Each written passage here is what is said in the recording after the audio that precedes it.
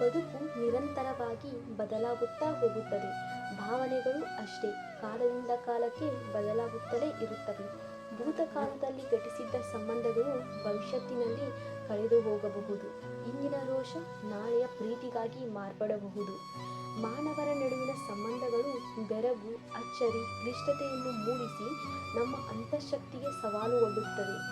ನಾವು ಸಂಬಂಧಗಳ ಆಳಕ್ಕೆ ಇಳಿದಷ್ಟು ಹೊಸ ಸಮಸ್ಯೆಗಳು, ಸವಾಲುಗಳು ಮುಖಾಮುಖಿ ಆಗುತ್ತಿರುತ್ತವೆ. ಕಾಡಿನ ಪ್ರಾಣಿ ಜನರಿಗೆ ಇಂಥ ಸಮಸ್ಯೆ, ಸವಾಲುಗಳು ಎದುರಾಗುವುದಿಲ್ಲ. ಅಲ್ಲಿ ಸಂಕೀರ್ಣತೆಗೆ ಅವಕಾಶ ಇಲ್ಲ.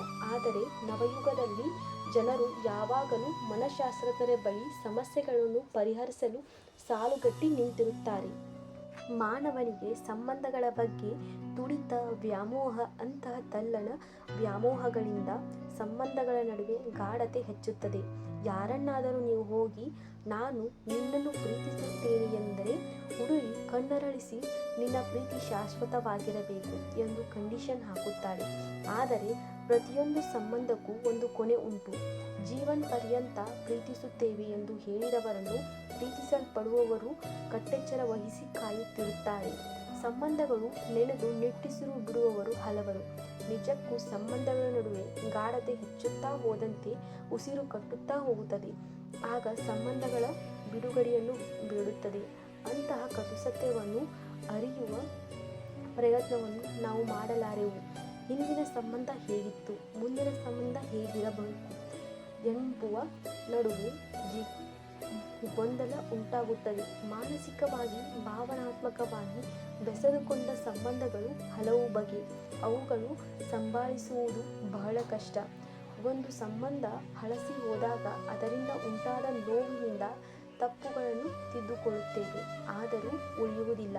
ಹೀಗೆ ಸಂಬಂಧಗಳಿಂದ ಸಂಬಂಧಗಳಿಗೆ ಮಾನವ ಜಾರುತ್ತಾ ಸಾಗುತ್ತಾನೆ. ಸಂಬಂಧಗಳು ಬಹಳ ಸೂಕ್ಷ್ಮ.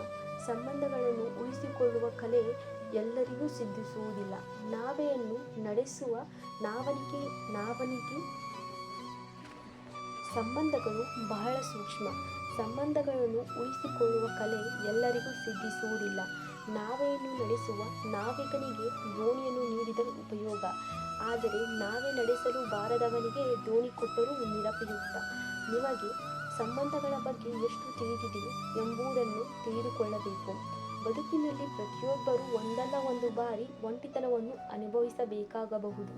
ಅಂತಹ ವಿಷಾದದ ಸಮಯದಲ್ಲಿ ಸಂಬಂಧಿಗಳಿಗಾಗಿ ಮನಸ್ಸು ಕಾತರಿಸುವುದು.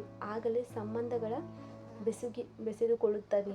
ನಿಮ್ಮ ಬಗ್ಗೆ ನಿಮಗೆ ಬೇಸರ ಮೂಡಿದರೆ ನಿಮ್ಮ ಸಾನ್ನಿಧ್ಯದಲ್ಲಿ ಬೇರೆಯವರಿಗೆ ತಂಪು ನೀಡುವುದೇ ಮೊದಲು ನಿಮ್ಮನ್ನು ನೀವು ವಿಷಾದದ ಸುಳಿಯಿಂದ ಹೊರಬರುವಂತೆ ನೋಡಿ. ಆಗ ಸಂಬಂಧಗಳ ನಡುವೆ ತಂಪು ಚಂದಿರ ಬೆಳದಿಂಗಳು ಸುರಿಸುವನು. ಇಲ್ಲದಿದ್ದರೆ ಉರಿ ಬಿಸಿಲಿನ ಜಳಕ್ಕೆ ಸಂಬಂಧ ಬಸಳುತ್ತದೆ. ಆಧ್ಯಾತ್ಮಿಕ ಜೀವನವು ಪ್ರಾರಂಭದಲ್ಲಿ ಬೇಸರ ತರುತ್ತದೆ. ಜಪಮಣಿಯನ್ನು ಕಿತ್ತು ಎಸೆದು ಬಿಡುವಂತಹ ಭೀಕರವಾದ ಬೇಸರ ಕಾಡುತ್ತದೆ. ಆದರೆ ಅಭ್ಯಾಸ ಮುಂದುವರೆಸಿದರೆ ಮನಸ್ಸಿಗೆ ಮದ ನೀಡುವುದು. ಒಂದು ಪುಟ್ಟ ಮಗುವಿನ ಬೆಳವಣಿಗೆಯನ್ನು ಗಮನಿಸಿ. ಮಗು ಬಾಲ್ಯದಲ್ಲಿ ಅಪ್ಪನನ್ನು ಪ್ರೀತಿಸುತ್ತದೆ, ನಂತರ ಆಟಿಕೆಗಳ ಮೇಲೆ ಪ್ರೀತಿ, ಆಗ ಅಪ್ಪ ಅಮ್ಮನ ಮೇಲೆ ಪ್ರೀತಿ ಬೇರೆ ಕಡೆಗೆ ತಿರುಗುವುದು. ಬದಲಾವಣೆ ನಿರಂತರ ಅಲ್ಲವೇ? ಹಾಗೆಯೇ ಪ್ರೀತಿ ಭಾವನೆಗಳು ಕಾಲದಿಂದ ಕಾಲಕ್ಕೆ ಬದಲಾಗುತ್ತಲೇ ಹೋಗುತ್ತದೆ. ನಾನು ನಿನ್ನನ್ನು ಪ್ರೀತಿಸುತ್ತೇವೆ ಎನ್ನುವ ಮಾತನ್ನು ಉನ್ಮಾದಿ ಪ್ರೇಮಿ ತನ್ನ ಪ್ರೇಯಸಿಗೆ 1000 ಬಾರಿ ಹೇಳುತ್ತಾನೆ. ಕೇಳುತ್ತಾ ಕೇಳುತ್ತಾ ಅದು ಸವಕಲು ನಾನಿ ಎಂದು ಭಾಸವಾಗುವುದಿಲ್ಲವೇ? ಧನ್ಯವಾದಗಳು.